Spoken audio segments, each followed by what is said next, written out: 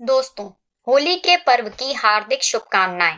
कहते हैं भक्ति में यदि शक्ति हो तो भगवान भक्त से भी बड़ा हो जाता है। ऐसी ही भक्ति का उदाहरण है भक्त प्रहलाद। होली के पहले 8 दिन के समय को होलाष्टक के नाम से जाना जाता है। इस अवधि को शुभ कार्यों के लिए उचित नहीं माना जाता। पौराणिक काल में राक्षस हिरण्यकश्यप नाम का एक राजा था, जिसका पुत्र प्रहलाद भगवान विष्णु का परम भक्त था।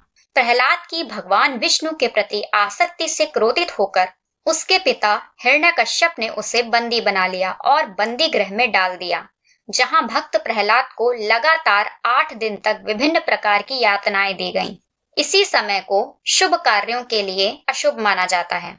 8वें दिन अर्थात फागुन मास की पूर्णिमा के दिन हिरण्यकश्यप की बहन होलिका प्रहलाद को गोद में बैठाकर अग्नि में प्रवेश कर गई। होलिका को वरदान था कि उसे अग्नि जला नहीं सकती, परंतु प्रहलाद ने अग्नि के बीच अपनी बुआ की गोद में बैठकर जैसे ही विष्णु नाम स्मरण किया, एक अद्भुत चमत्कार हुआ। होलिका को मिला वरदान समाप्त हो गया।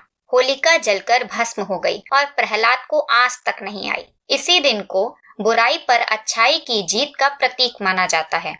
इसे होलिका दहन करके हर वर्ष मनाया जाता है और प्रार्थना की जाती है कि सभी बुराइयां इस होली की अग्नि में जलकर भस्म हो जाएं। झांसी में प्राचीन नगर एरच में एक ऊंचे पहाड़ पर वह जगह आज भी मौजूद है जहां होलिका दहन हुआ था।